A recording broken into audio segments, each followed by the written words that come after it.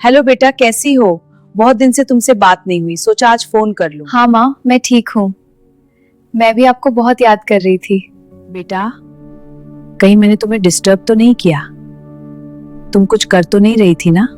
माँ, काम वाली बाई नहीं आई है ना, तो सारा काम मुझे ही करना है। लेकिन कोई बात नहीं। तो अगर काम वाली बाई नहीं आई तो फिर ये कपड़े, बर्तन और सफाइयां ये सब तू ही करेगी क्या? हाँ माँ, अगर अब वो नहीं आई तो ये सब मैं ही तो करूंगी, फिर और कौन करेगा? फिर तो तूने अपने सास ससुर का कमरा भी साफ किया होगा। ठीक कह रही हूं ना मैं? हाँ माँ, पूरा घर साफ किया है। वो तो करना ही था ना। तो तुझे पूरा घर साफ करने की जरूरत क्या थी? अपनी सास से मदद ले लेती। वो भी इतनी बूढ़ी थोड़ी ना हो गई है। हाँ माँ, कह तो आप सही रही हो, मगर ससुराल है ना, काम तो करना ही पड़ता है ना। तेरी जिम्मेदारी तेरा पति और तेरे बच्चे हैं। अपने सास ससुर का ठेका थोड़ी ना ले रखा है तूने।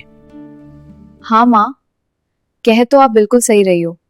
मैंने अपने सास ससुर का ठेका थोड़ी ना ले रखा है। एक आध काम के लिए मना भी कर दिया कर, सारा काम मत किया कर।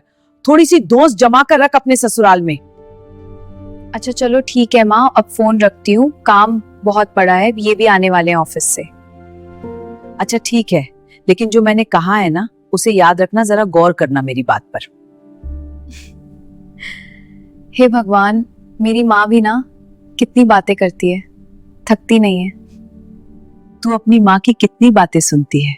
अरे एक आध मान भी लिया कर। सासू माँ, मेरी माँ ने ही सिखाया है कि सुननी सबकी चाहिए, मगर करनी सिर्फ अपने मन की चाहिए। तभी तो मैं कहती हूँ कि तू मेरी बहू नहीं है, बल्कि बेटी है।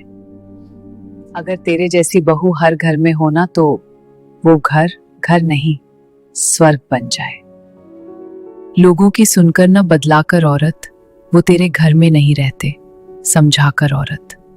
जो समझे तो बांटे घर क्यों औरत, और जो बांटे घर तो फिर वो काहे की औरत। औरतें जोड़ा करती हैं, कभी भूल से, कभी माफी से छोड़ा करती हैं। तू बात को समझाकर औरत, वो माँ बन जाएगी। तू बेटी बन जा औरत।